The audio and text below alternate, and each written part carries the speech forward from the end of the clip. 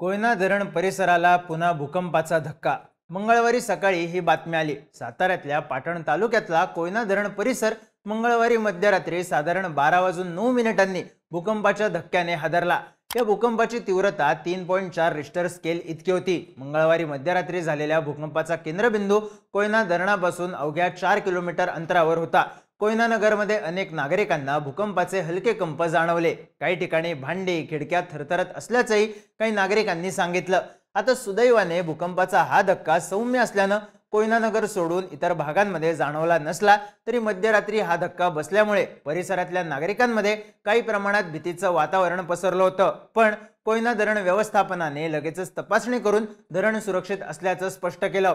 पण कोयना धरण परिसराला बसलेला 2025 या वर्षातला हा तिसरा भूकंपाचा धक्का होता। याआधी 15 ऑगस्टला दुपारी 2:45 वाजताच्या आसपास 2.9 रिश्टर स्केलच्या भूकंपाची नोंद करण्यात आली होती। तर या वर्षाच्या सुरुवातीला 5 जानेवारीला 2.4 रिश्टर स्केल तीव्रतेचा भूकंप झाला होता। आता कोयना परिसरात भूकंप झाला की कायम कोयना धरण फुटलं तर काय, या चर्चा सुरू होतात।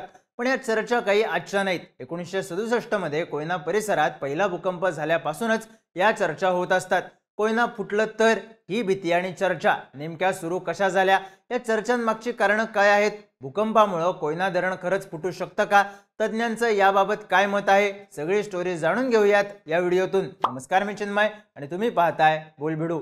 सुरुवात करू कोयना धरणाच्या इतिहासापासून। कोयना नदीवर धरण बांधण्याची कल्पना पहिल्यांदा टाटा ग्रुपने मांडली होती असं म्हणलं जातं। 1910 साली तसं सर्वेक्षणही करण्यात आलं होतं। उंचावरून खाली कोसळणारं पाणी अडवलं तर आसपासच्या भागात शेतीलाही पाणी मिळेल आणि शिवाय त्यातून वीज निर्मिती सुद्धा करता येईल, हा हिशोब होता। पण इंग्रजांचं सरकार, 2 महायुद्धांमुळे आलेली मंदी यामुळे धरणासाठी लागणारा पैसा उभारणं शक्य झालं नाही। मग साधारण 1945च्या आसपास भूगर्भात विद्युत केंद्र उभारण्याचा प्रस्ताव मुंबईच्या इलेक्ट्रिक ग्रिड विभागाने मांडला। त्यानंतर 1947 मध्ये देशाला स्वातंत्र्य मिळालं। तेव्हाचे मुंबईचे मुख्यमंत्री मोरारजी देसाई यांच्या हस्ते जानेवारी 1954 मध्ये नारळ फोडून कोयना धरणाच्या बांधकामाला सुरुवात झाली। या कामासाठी स्वित्झर्लंडच्या सल्लागार आणि तज्ञांचं मार्गदर्शन घेण्यात आल्याचंही सांगितलं जातं। तेव्हा जागतिक बँकेकडून या कामासाठी कर्ज घेण्यात आलं होतं। महाबळेश्वर ते हेळवाक इथं कोयनेच्या जलक्षेत्रात पाणी अडवून देशमुखवाडी इथं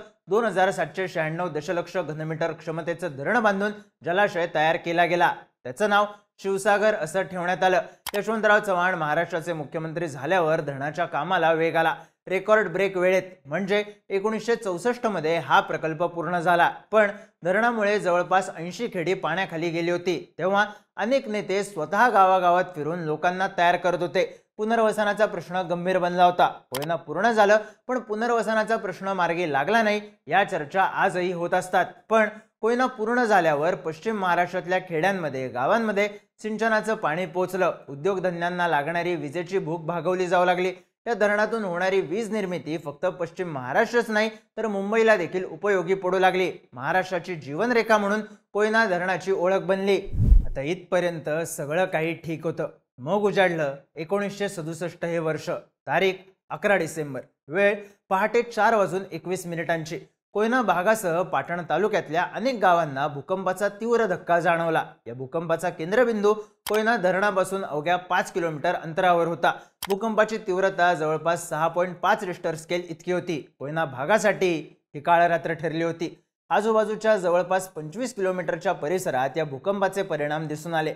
अनेक ठिकाणी जमिनींना मोठ्या भेगा पडल्या होत्या। भूस्खलन होऊन रस्ते खचले होते। या परिसरातली अनेक कच्ची घरं भूकंपामुळे उद्ध्वस्त झाली।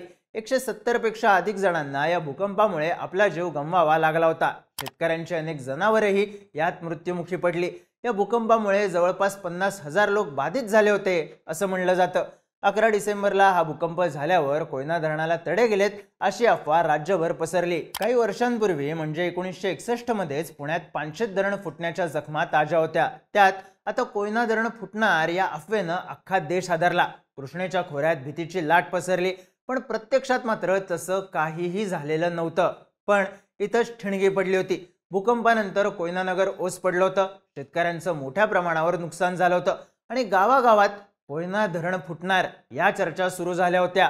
कोयना धरण बांधून फक्त 3च वर्ष झाली होती। त्यानंतर लगेच एवढा मोठा भूकंप झाल्यामुळे भूकंप धरणामुळे झाला आहे असं छातीत ठोकपणे सांगितलं जाऊ लागलं। पुढे 70-80च्या दशकात कोयना धरण फुटलं तर कराड, सांगलीपासून अनेक गावं, छोटी मोठी शहरं वाहून जातील, शेतीचं प्रचंड नुकसान होईल, हा भाग उजाड होईल, या चर्चा कट्ट्यावर व्हायला सुरुवात झाली। याला कारणही तसंच होतं। कोयना धरणाची पाणी साठवण्याची क्षमता तब्बल 105 टीएमसी एवढी। भारतातल्या सर्वात मोठ्या धरणांपैकी एक म्हणून धरणाची ओळख। कोयना नगर ते तापोळापर्यंत प्रचंड मोठा विस्तार, धरणाची उंची 103 मीटर आणि लांबी 807 मीटर एवढी। साहजिकच एवढं मोठं धरण फुटलं तर काय, याबाबत कल्पनेला काही सीमा उरल्या नव्हत्या। कृष्णेच्या पट्ट्यात नदीकाठच्या गावात सरकारने अनेक नंबरी दगड आणून लावलेत। कोयना धरण फुटलं तर पाणी कुठपर्यंत येईल हे सांगणारे हे दगड आहेत। इथपासून ते कराडच्या टॉवरवर किंवा कराडच्या मनोऱ्यावर बसून कावळा पाणी पिणार, एवढं पाणी कोयना फुटलं तर येणार, या चर्चा अजूनही या पट्ट्यात होत असतात। आबा आज्यापासून कोयना फुटलं तर काय, या चर्चा ऐकत ऐकत एक अख्खी पिढी मोठी झाली, पण या चर्चा काही थांबल्या नाहीत। आताही मंगळवारी कोयना परिसरात पुन्हा भूकंपाचा धक्का बसला आणि या चर्चा पुन्हा सुरू झाल्या। पण आता येऊ मूळ मुद्द्यावर, खरी परिस्थिती काय आहे यावर। कोयना फुटलं तर या चर्चेवर तज्ञांचं काय म्हणणं आहे, तर 1967 मध्ये कोयना परिसरात भूकंप झाल्यावरती केंद्र सरकारने या भूकंपाचा अभ्यास आणि चौकशी करण्यासाठी एक उच्चस्तरीय समिती नेमली होती। केंद्र सरकारच्या 26 डिसेंबर 1967च्या ऑर्डरनुसार या भूकंपाचा अभ्यास करण्यासाठी इंजिनियर, भूकंपशास्त्रज्ञ, भूगर्भशास्त्रज्ञ आणि भूभौतिक शास्त्रज्ञांचा समावेश असलेली तज्ञ समिती स्थापन करण्यात आली होती। या समितीने कोयनेच्या भूकंपाचा अभ्यास करून आपला अहवाल सादर केला होता। तेव्हा या भूकंपाचं कारण कोयना धरण होतं, याबाबत कोणतेही भूगर्भशास्त्रीय पुरावे मिळाले नाहीत। या समितीला त्यावेळी धरणातील पाणी साठा आणि भूकंपाचा संबंध आढळला नाही, त्यामुळे त्यांनी ही शक्यता तेव्हाच निकालात काढली होती।